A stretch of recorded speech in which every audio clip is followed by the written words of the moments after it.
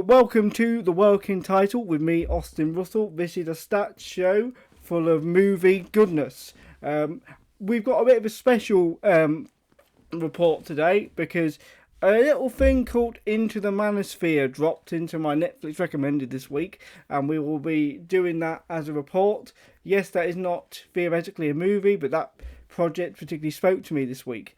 What we're going to do is I'm going to take you through a movie of the month, and then we're going to do a pet peeve to kick off today's show. After this, since NK Radio is the start of something new, I thought there would be no better song to start with on today's show than a little thing called We Want to Be Starting Something, because we do want to be starting something here on NK Radio. This is Michael Jackson with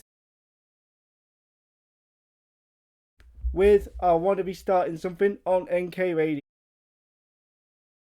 We want to be starting something here on NK Radio, and once again, thank you for being here tonight on my maiden voyage as a radio host.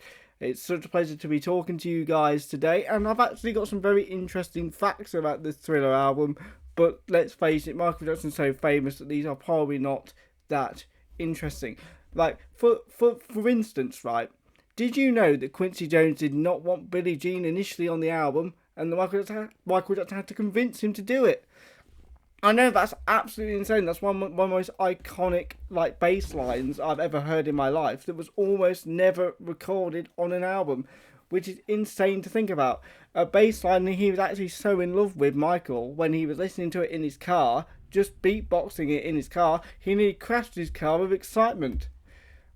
I know, it's absolutely mad to think that Billie Jean was almost never on the highest selling album of all time.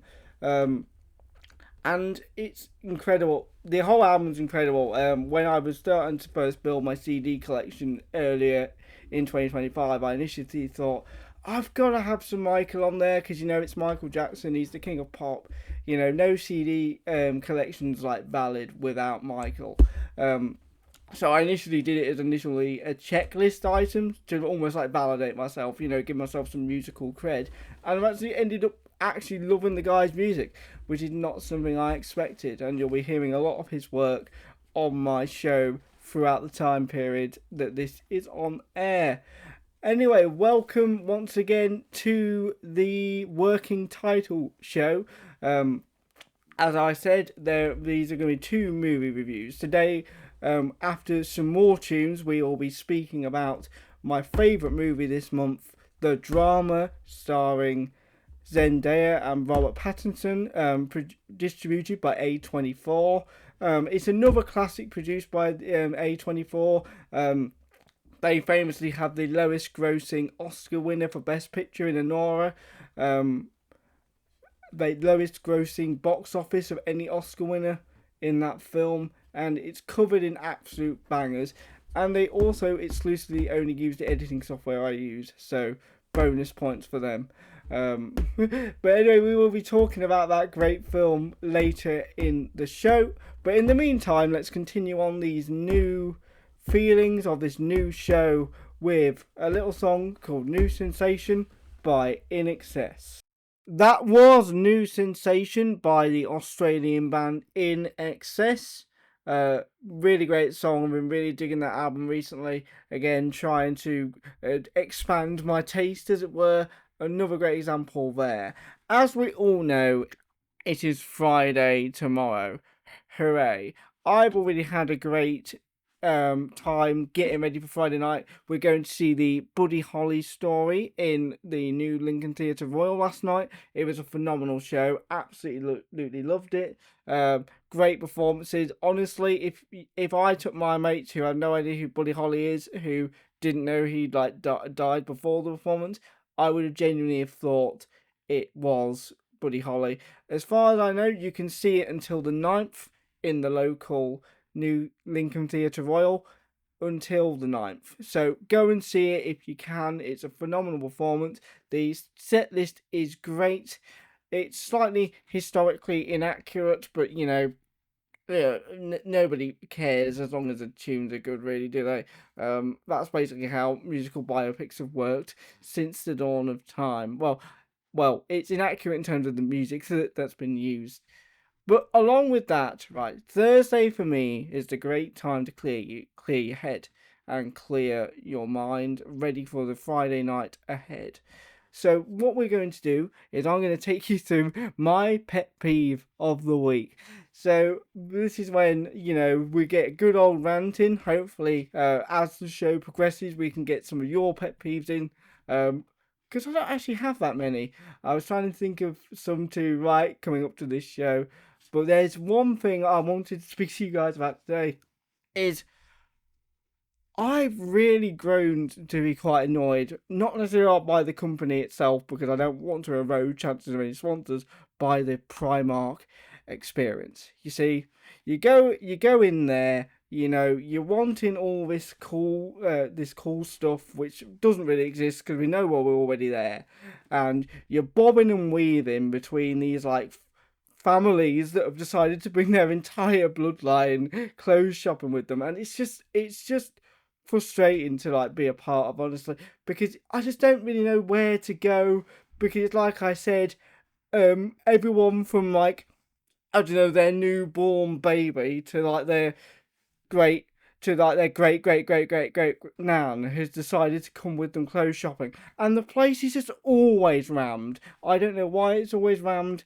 I don't know why it's always there's never enough space to go in there. And for me, for context, I'm a wheelchair user, right? And I have been a wheelchair user basically my entire life. And I'll tell you this for love nor money, right?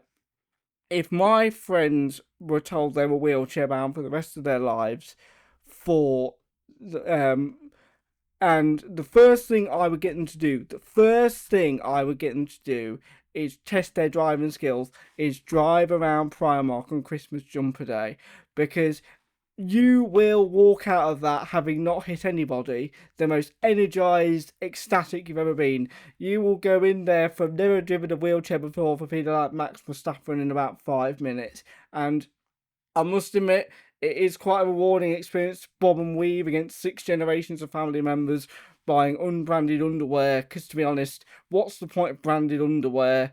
Like, I don't see the point of that either. Like, literally nobody's gonna see it, and the people that are probably gonna see your underwear, it's gonna be off in about 30 seconds anyway. There's no point to branded underwear. There's just absolutely no point of it. I just do not get it. If somebody wants to explain that to me in the next show, I will be happily to explain, hear your asinine arguments as to why branded underwear is worthwhile. I feel the same about socks, if you're wondering, but at least the top will be visible there. But yeah, I just don't get it. Like, and also they have this innate ability in Primark to make the clothes immediately look like hand-me-downs as soon as they come off the rack, which is like just it's just like annoying. I know that it's kind of like cheap, but I do want to defend Primark here because I have aware that I have just rambled on about the experience. As I said, the company's fine. I've bought stuff from there for years now. The problem with it, it's great. But one thing I will say is I watched this TikTok video the other day that tried to label like the dark truth behind really cheap uh Primark clothes, and I was expecting to hear this really big expose on, oh, what are the labour, how's it made or whatever. No, they just wanted to say, oh, be careful because that really discounted clothes is just washed returns. Of course it's going to be cheap, and it's been returned. Like, what what are you on about? Like, of course it's going to be cheap. It's literally been returned, and I would want returned clothes to be washed if I bought them. What do you mean? I don't want people's sweat patches when I buy stuff. And nobody cares where it comes from at Primark. Let's be honest. No one's ever walked in there and gone, "Oh, the new fire trap line's out. I've got to go down there and buy that." No, they just like the prices. Like, I just thought that just trying to like make a mountain out of a molehill there, like I would want the clothes to be washed. I don't know what they were complaining about. Um, but anyway, that's kind of my rant over. I don't know what the topic is going to be next week, but I know what I like. I'll find something to talk about next week. In the meantime, up next is my review of the drama.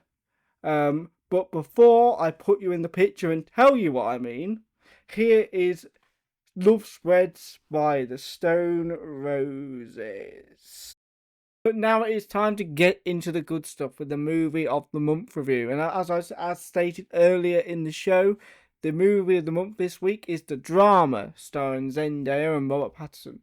This film is absolutely incredible. Full disclosure though, I did have to watch it twice to validate whether it was worth movie of the month. Primarily because I believe there's a slight detail in there. Like the twist is kind of what makes the film, and I was wondering going into my second viewing, and I was hoping that my mind would be changed by this, that the twist isn't necessary to enjoy the film. And that was what I was going into with my second viewing. And I think it squashed those worries.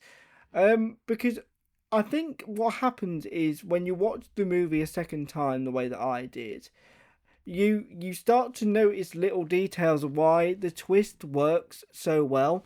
Zendaya and Robert Pattinson pull off this excellent dynamic of this couple that kind of make the best out of bad situations all the time. And they kind of do this very good job of doing that. Even the start of their relationship is Robert Pattinson's character getting a do over of asking her out. And the dynamic of this relationship is built around this whole concept of making the best out of a bad situation. And the film kind of addresses the fact of what happens if the situation is bigger than just making the best out of a bad situation. And one thing I will say as well is the casting of Robert Pattinson really, for me, sells the twist as well because of the cultural differences between Zendaya and Robert Pattinson's, obviously, one being English and one being American. It really does sell the twist having those two cultures involved in the film, and I think that really did a really good job of selling like the shock and and the confusion really. Robert Pattinson gives for me probably one of the best performances of the year of just being this completely panicked, unsure person.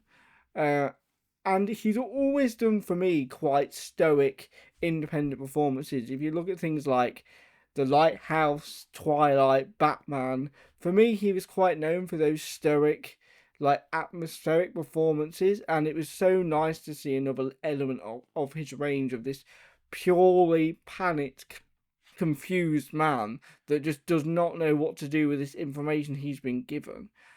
And I think even the title of the film sells their relationship dynamic so well, in the sense that the fact that it's called The Drama kind of, again, sells that thing of making the bad situation good, in a way of thinking, oh, it's just a little bit of drama, it's nothing, when really it isn't nothing.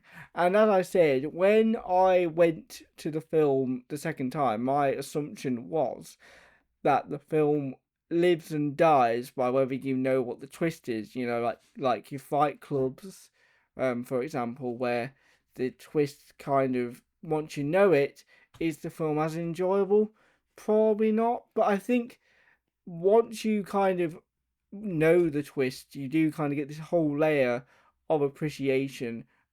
Because your first viewing, you're kind of carried by the shock of the twist, so to speak.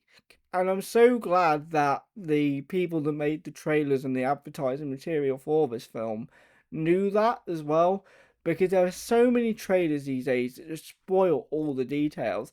I've literally had to sit in like a, I don't know, like a nuclear bomb position in the cinema when Spider-Man Brand New Day trailers come out, because I just know they're going to spoil everything and going to make going to the film basically pointless.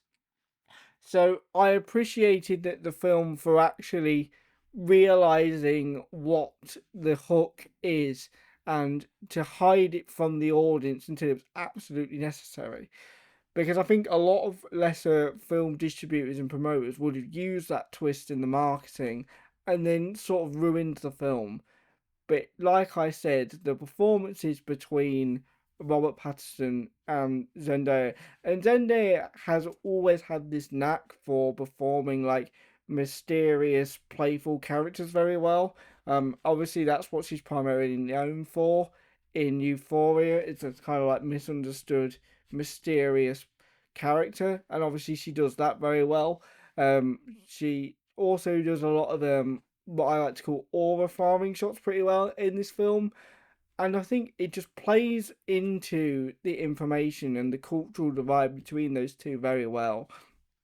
And there's not a lot of telling and rather than showing either. I think there's a lot of really good bits of making the information seem creepy without telling people that it's creepy. Like there are a few scenes where Robert Pattinson as a man is walking with like the child version of Zendaya in the film, and I think it just sells the creepiness very well because obviously this is part of the past with Robert Pattinson's what life for Zendaya in the film, and it just does such a good job of showing the conflict between these two characters so well, and both the actors just commit to the disruption that this information causes. Sorry, I'm trying to give you as much of a good review as I can without spoiling the film for you. But my advice would be, just make sure you go see it twice because you will get a deeper understanding of the relationship dynamic. You will get a deeper understanding of why the twist works so well. If you go see it twice, I do believe it's still in cinemas near you, and obviously I think it's prime for obviously those silver cinema things that the Odeon do. Yeah, that's prime viewing for them. So don't be afraid if you've missed out on it. Those screenings usually take like what, 2 to 3 months apart from the release mainly. I go to the cinema that often that I'm able to immediately detect what's going to be a silver cinema film and what isn't. So I'm literally 2-0 on the year of what's going to be a silver cinema film. But yeah, as I said, it is a fantastic film. I would have liked a bit more, I don't know, like creative camera work. There's a lot of stuff that is very visual and very pleasing about the film, like very much teasing, manipulating real footage to make it seem a bit more creepier, and again, really selling the internal conflict that Robert Pattinson's character goes through. But I would have liked to have seen a bit more like hectic camera work and a bit less static tripod behavior. In fact, one of the movies this year that did that really well was a film called Mercy. Like, even though the content of the film was not the best and the script wasn't the best, I really admired how that film used every different form of camera work it possibly could have done. You know, it used security cameras, it used, drone cameras, it used every type of camera it could find, it used. I really appreciated it.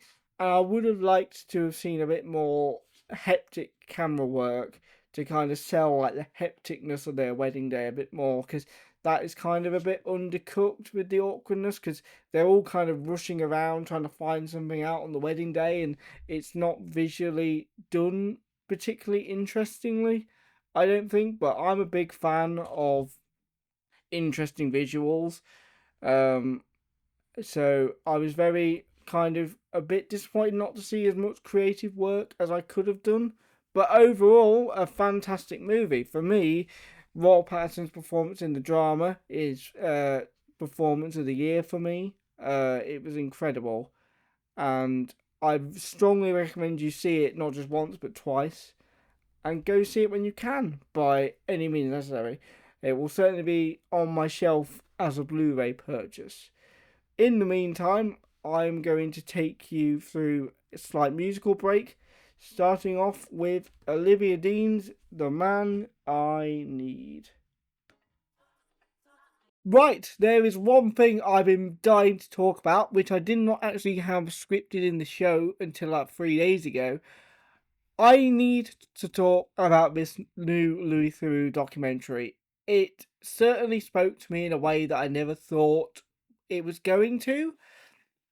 Because to be honest, I actively avoid anything to do with the Manosphere and all that stuff because it's all toxic and all that sort of stuff. But you know, when the documentary King Louis Theroux comes calling to a subject, you know you have to watch it.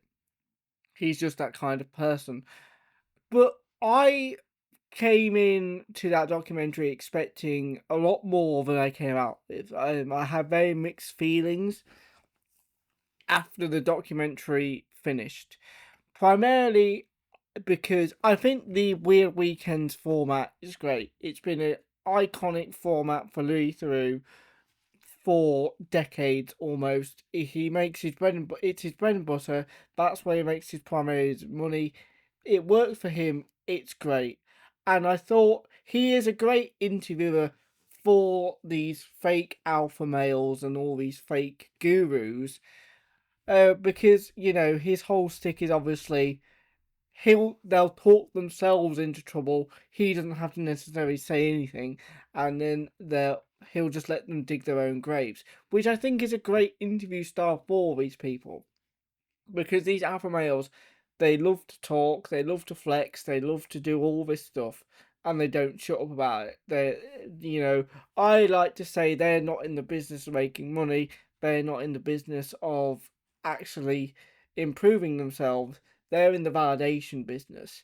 It doesn't matter if they were like ripped or fat as anything or whatever your body type is, you know, as long as they were getting validation, they wouldn't be changing anything.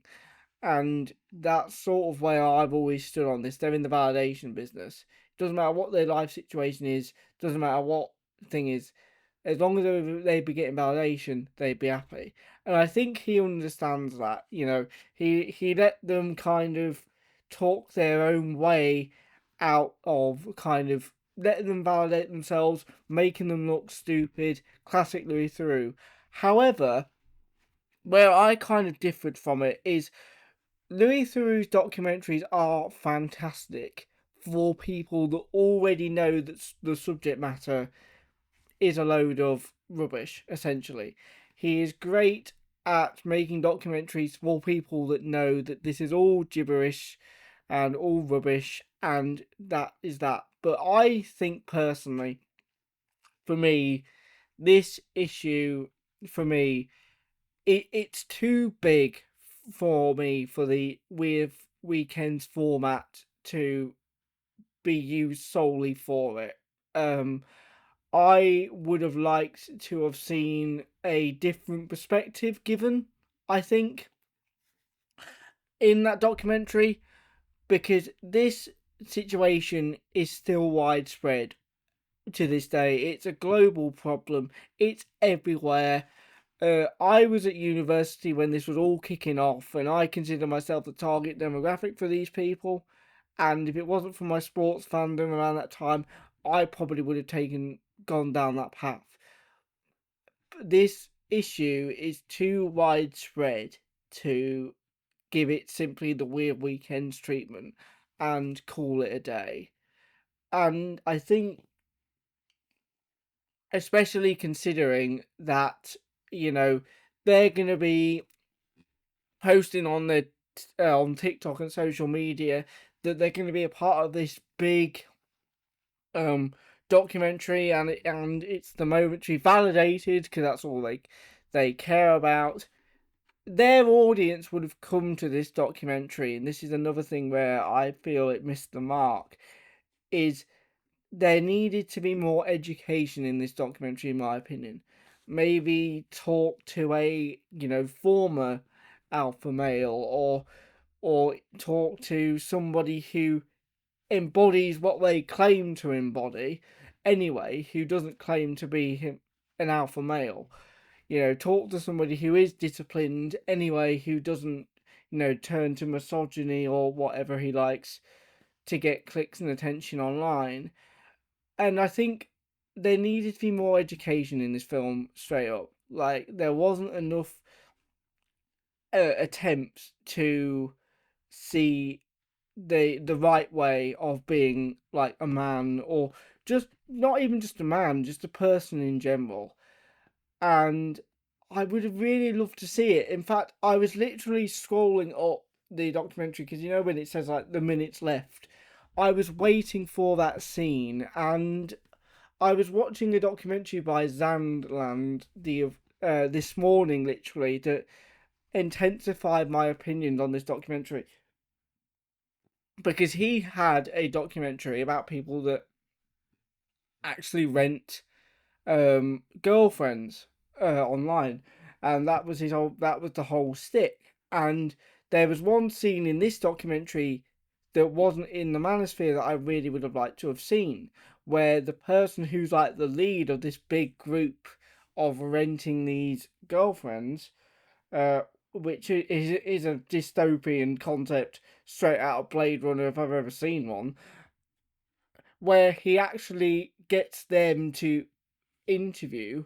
actual women, and he gets this person that leads this big, like, I believe he spent £50,000 on renting girlfriends, and just to get him to sit down with an actual, like, woman to kind of change his perspective on things. And I thought that interview was quite interesting.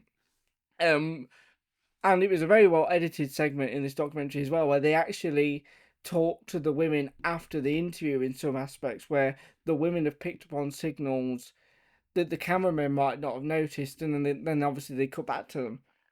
And that's what this Into the Manosphere was severely lacking, was an attempt to steer this audience on the right path, because this is a issue that we've seen lead to massive crimes along the country, anti-Semitism, and all you could ever imagine. Like, these are people that are leading people to do the most horrific things on the planet, and they're influencing all these things based on, essentially wrong and dated ideology. There, got there in the end. And it needed to be addressed, and it wasn't addressed. There was one scene though where I thought was quite interesting, where he's talking to the assistant of the Fresh and Fit podcast people, and the host gets wind of it, and then she just has to like hightail it because he's basically texted her to stop talking to him now mid show, which I thought really did show the type of power that these people are after. And I thought it really did illustrate the point of how like dangerous it is to, you know, even question these people. And I thought that was a really good job to do that. And obviously there was a really good, I thought it was a really good scene in general when they're walking around, where was it, like Bali or somewhere, um, odd, somewhere like seasidey, and they're going around with Louis Theroux, and they're at this fair, and they're instantly going to the punch bag machines, and I found that very, very interesting. Very, very interesting. Because they're not going to have fun with Louis Theroux. They're not going to have like a good time and show them the good side of their world. Their immediate thought was, we're going to go to this punch bag live on stream and emasculate this man. And that was their first thought. And I thought that was very interesting. That wasn't just the first thing they went to; it was the only thing they went to. But it's like I said, they're in the validation business. They weren't going to get validation by having a nice day with Luther Theroux in their mind. The only way they were going to get validation is by emasculating someone they thought was going to expose them. And I think another big issue why there needed to be another perspective involved in this documentary to steer young men in the right direction is I believe that if you watch that documentary as a fan of these people, I believe you think they've won, because on the surface of it, from their contributions, they've brought up some of Louis Theroux's regrettable podcast people he's interviewed and had documentaries about, and they've emasculated this man on screen. And as far as you know, if you huff the same paint fumes of these people, they've won the documentary. They've won the documentary. They've done everything they set out to do, which is why another perspective was so important. It's like I said, this issue is too big to have just simple Weird Weekends format, and that was my biggest issue with it. And I think that's all I have to say. But I do think it was a good documentary. In general, if you like the Weird Weekend format, then you'll have a good time. If you wanted a bit more of a correctional thing, then you kind of missed the mark, I think. Anyway, I'm going to um, give you a song right now from Californication, which is Scar Tissue by the Red Hot Chili Peppers, and then I'm going to give you some advice and then give you some movie homework for the week based on the documentary. My next segment is the main reason why I wanted to talk about the Manosphere today, and it's just I wanted to just speak to people of my age for a moment, because as I said in the review, I grew up when all this stuff was kicking off, and at the time I was very I felt I was in a very susceptible place to all this stuff. And it's like I said, if I didn't have my sports fandom and some actual good idols, good idols, friends, women included around me, I probably would have taken one of those dreaded red pills. And I wanted to just kind of give some young people my advice and kind of attempt to do what the documentary missed out on today. This is a tricky world that we live in this day and age. We're told on social media all the good bits about people's lives, and everything looks sunshine and rosy because all people take pictures of is, promotions, graduations, and holidays and all that stuff. And you can get caught up in it, and I can totally see why people do and why people get some almost nihilistic about the whole thing. But you're not going to get there by pretending to be somebody else. You're not going to get there by owning all this fancy cars and money. Sure, you might enjoy certain parts of your life with those things, but it's not going to feel like you eventually. And that's my main issue with courses that these alpha males and men promote. They're not telling you to be themselves. They're telling you to be clones of them. And they're saying that if you're not clones of me, then your life is invalid and pointless and you're less than. You're not. And it will take you a while to know what you're supposed to be doing.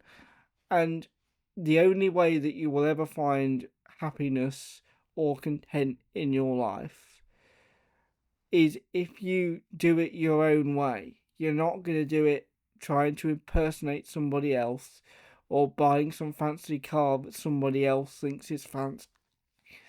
And you might be thinking, this is coming from somebody who's legally not allowed to drive. So, what do I know about nice cars stuff? But you've got to find your own identity, because with your own identity comes your own plays and your own style that you like to socialize with, that you like to go into job interviews with, that you like to apply yourself to. And once you know who you are as an individual, everything will fall into place. Everything. I'm not even joking. Everything you've ever imagined will fall into place once you know who you are. Does it take time? Yes. Does it seem like it will take more time than buying some useless course? Yes, it will seem like it takes more time. But, what would you rather have? Like a nourished meal that came out of the oven you spent hours preparing, or, a ping meal or a microwave meal? I know I'd rather have the nice thing that came out of the oven that I prepared myself, that I do with my own recipe, than a ping meal. Like, good things take time and good things come to those who wait. And I think that's one thing that this world is kind of missing, is everybody wants to fix things now, tomorrow, yesterday even. But that's not going to happen. I thought when I stopped drinking in 2024, despite being a lightweight with no real dependency, that all my problems would be solved as soon as I got rid of sobriety. That all the problems would stop as soon as I stopped drinking and ruining people's nights out. But it didn't. Only through making that big change in my life, I was able to find everything that would work afterwards. And you will find those things too.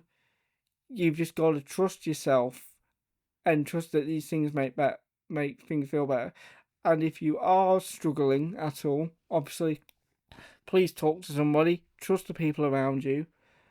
And don't trust these people promising you everything. Because you know what they say, don't you? If it's too good to be true, it probably is. And neither of what was shown in that documentary is true or good.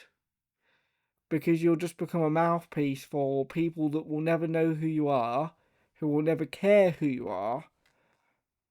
And that's not a world that anybody wants to live in, including myself.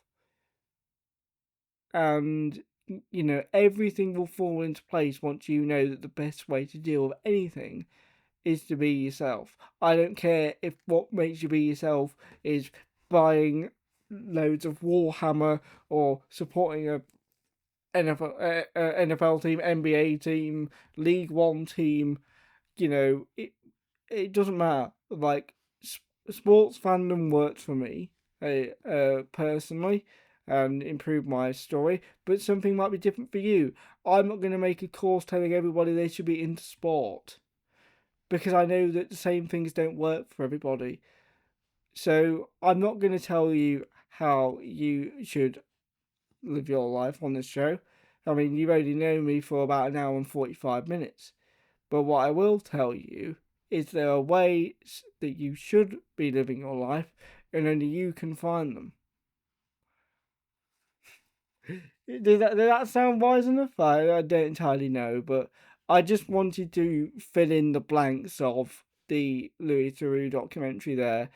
As somebody who was a target for these people, I felt like I had something to say and something to deliver. And hopefully there's somebody out there that really needed to hear that today. And I guess one thing I will say before playing the next song is it does get better. Give it time and make plays when it does get better. Up next is Mardy Bum by the Arctic Monkeys. That was the British classic Mardy Bum by the Arctic Monkeys. Did you know that album turns 20 years old this year? Or maybe has turned 20 years old this year.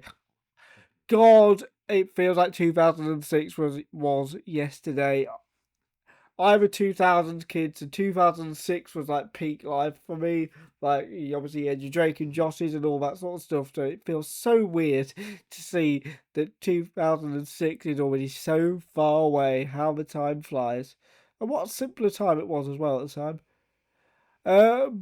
But yeah, I want to get back on track from the heavy subject matter that we had previously, and I want to tell you about some things that are going to be happening in the future for this channel. We are getting a new segment next week which I'm still trying to figure out how it works, which I'm really excited to give you guys. Um, I'm excited for the Michael review. I think you guys are going to find that really, really enjoyable, and I think you're going to find it really fun. What I have to say about it, because I do actually have a lot to say about it. For next week's show, and I think what I want to do is I want to give you guys a real big insight into what's going on.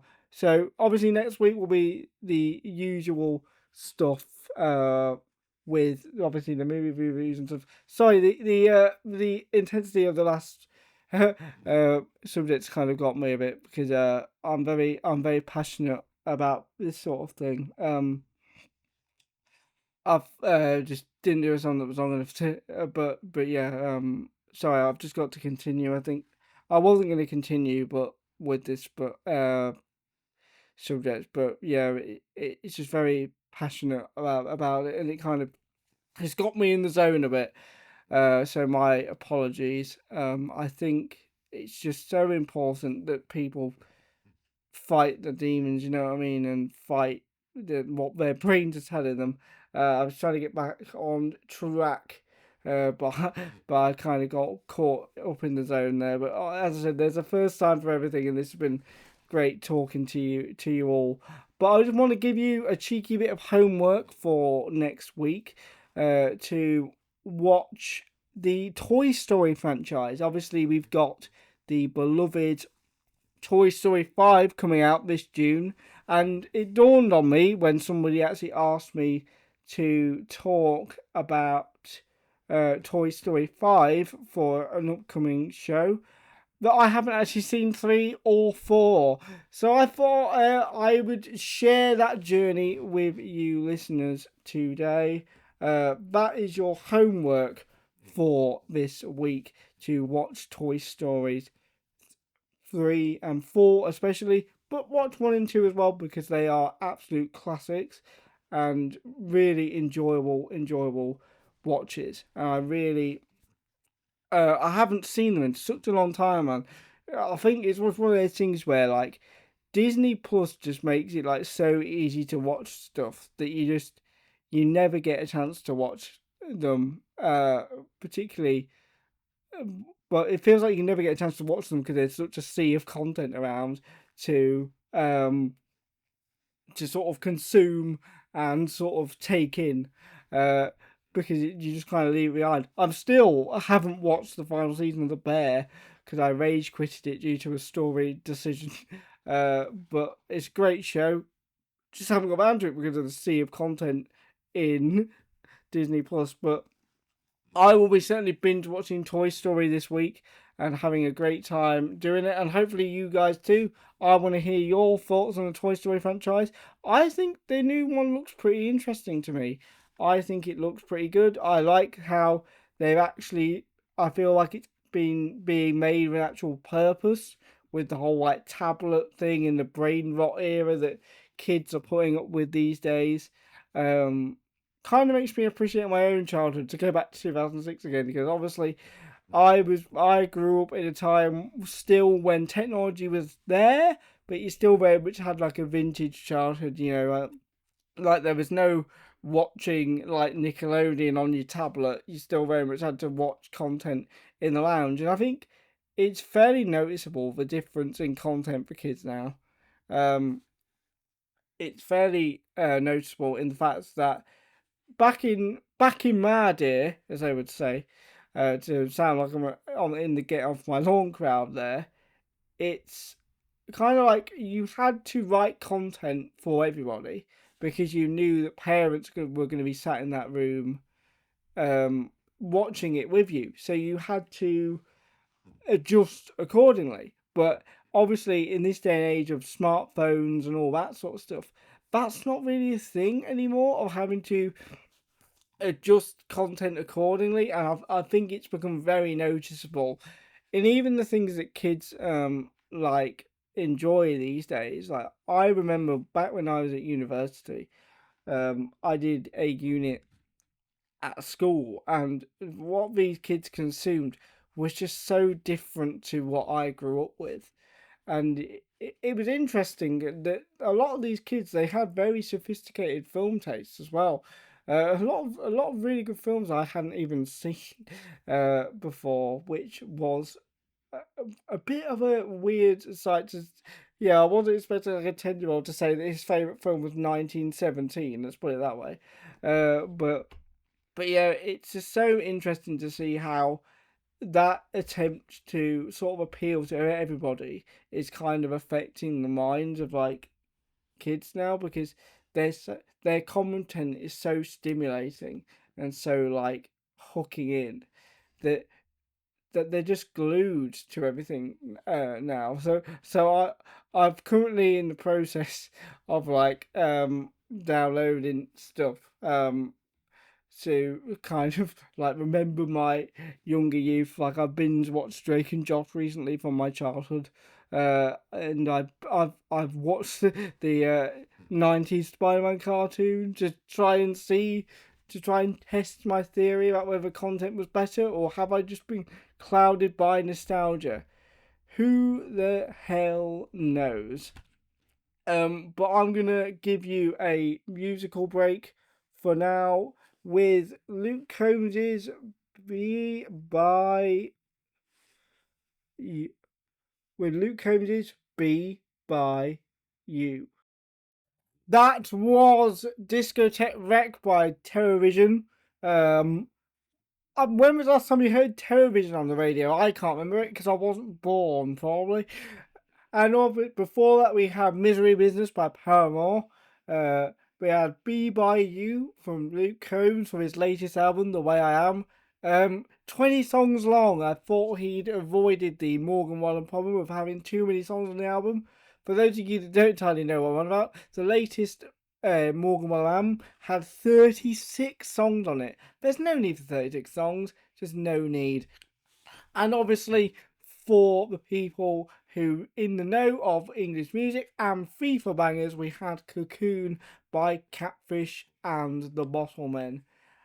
What a show this has been. We've certainly been more of a working title, has certainly been a work in progress today, and I appreciate the patience. But we have spoken about a lot today. I did not realise how much a certain subject matter would mean to me, so kind of as I'm caught up there. But I very much appreciate your patience today. We are very much I very much enjoyed doing the show for you. We've got next week, we got the debut of a new segment of Did They Really Say That? Which is a segment where I get given a random movie and I have to like say like a fake line from it. If you've watched Mock the Week, you should know what I'm on about, because it's basically I've ripped off scenes I'd like to see. Basically with what I want to do for you next week. But I'm just trying to work out the kinks of how to bring that to radio for you. I'm really looking forward to that segment because I think it's going to be a lot of fun and a lot of good times. As I said, next week we will be reviewing the movie Michael. Because we started the show with Michael, so we might as well continue the Michael stuff with his latest movie. Very powerful performance, by the way. I've got a lot to say about that film. It's going to be a lot of fun bringing that to you today. And of course, we got more pet peeves and more reviews. This, for me, has been an absolute dream opportunity. I've wanted to do radio for so many years. And I've always really, really enjoyed talking to people and talking to myself. In fact, before I started this radio show, or was even told I had this radio show, I remember because I was a big Alan Partridge fan growing up. I used to practice song segues whilst I was on the toilet back in the day. Also would practice the start of YouTube videos and all that stuff. And this really is an absolute dream for me to do this, and I really appreciate NK Radio for giving me the opportunity. Despite all the nuts and crannies you've had to explore today, I've really enjoyed enjoying doing this show for you guys. Uh, it's just an absolute blast to bring content to us for like this to you guys. Sorry, I'll get. It's been a very emotional show for me. But I've really enjoying it. And I really want to. Hopefully, they'll have me back for future episodes and stuff where we've got some more. But also, I want to tell you a bit about what I do outside of radio right now. So, in the midst of doing radio shows, I also am a part-time documentary filmmaker. I have made 3 documentaries about my own life. So, if you want more in-depth thoughts on how my life has got up to this point, type in Kapow Planet on YouTube, where you'll find my documentaries about my favourite team, the Washington Commanders. Um, I was going to do a segment on them today, but that would take the whole 2 hours explaining why I love those guys to the nth degree. My love for them literally knows no bounds. So I literally would have been sat here talking on local radio about a team that's 7,000 miles away. I thought it wasn't best. I wanted you to get to know me before I rattle about Washington first, but there are 2 documentaries that I love very much about the team I love very much. I'm very much looking forward to the new season. New season's going to be great. And I'll always enjoy it, and I always enjoy my happy space. And in conjunction to what I've already said, just make sure you find your happy place. You don't have to be a social butterfly all the time. Once it gets to Sunday for me, my brain is off socially. That is also fine as well. And I also am working on loads of things. So there are also director's commentaries for my work on YouTube available for you guys to see. And really hope you guys enjoy it. As much as I've enjoyed making this show for you, there are loads more content if you want to hear more from me out there to see. As I said, there is currently loads of things going on in the local Kesteven area. I believe the Lincolnshire Bombers have started their season. You might catch me at a game if it's not on a weekday like the last one was. But they've been around for like 25 years. The Lincolnshire Bombers are kicking off in the new North Kesteven area, which I'm really excited to finally get to a game for those guys.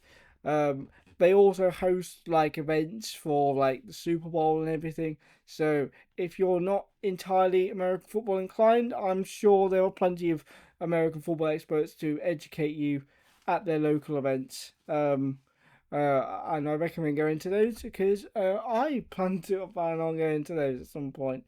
Um, but no, yeah. So they're kicking off. So it's not just 7,000 miles away football I talk about, and also what's going on with Lincoln City at the moment. It's incredible. Like they're going to be the championship with Spurs. Which is fantastic. I can't wait for Spurs to go down. Personally, it's going to be great. Because when my team played in Spurs this year, that means Washington's going to be the biggest team to play in Spurs, which is going to be great news.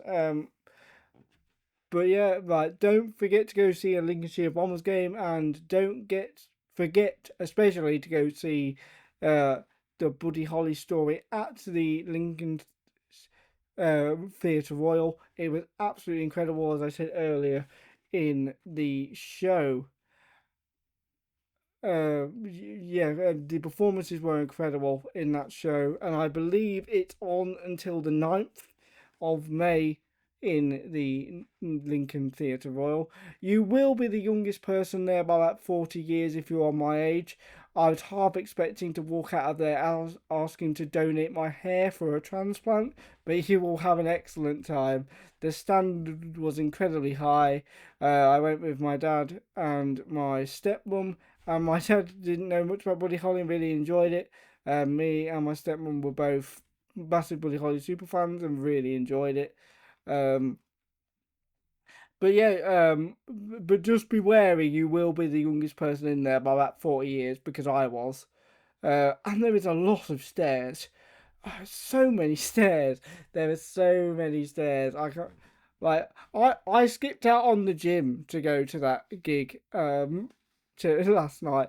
I thought I got a pretty decent workout. It's a really good workout for the disabled brethren. So if you're a disabled brethren and want a workout and a good show, make sure you go to the Buddy Holly story. It was absolutely phenomenal. That is just an incredible show, and I was completely blown away by it. I was expecting a complete amateur like hour thing, but it was just incredible from start to finish. I think it's totally worth going to see, and I think that is pretty much all I have to say. It has been a absolute privilege to bring the show to you, to finish off my bucket list item of running a radio show. Is absolutely phenomenal.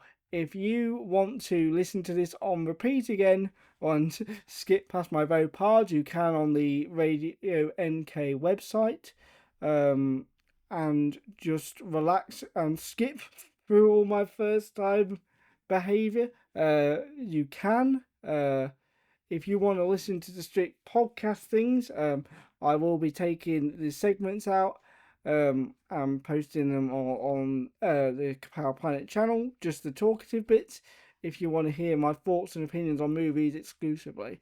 But if you rightly so want to listen to the full shebang, you can listen to me live every Thursday from 6 till 8. And you can also listen to me on demand on the Radio NK website. And with that, I've got one question to ask you lovely people. I will certainly remember the first time that before I did this show for you. But will you? But you have this song to decide. Here's Do You Remember the First Time by Pulp. I've been Austin Russell. This has been a work in progress version of the working title with Austin Russell, and I will see you next week with more segments, more movies, and more fun to be had.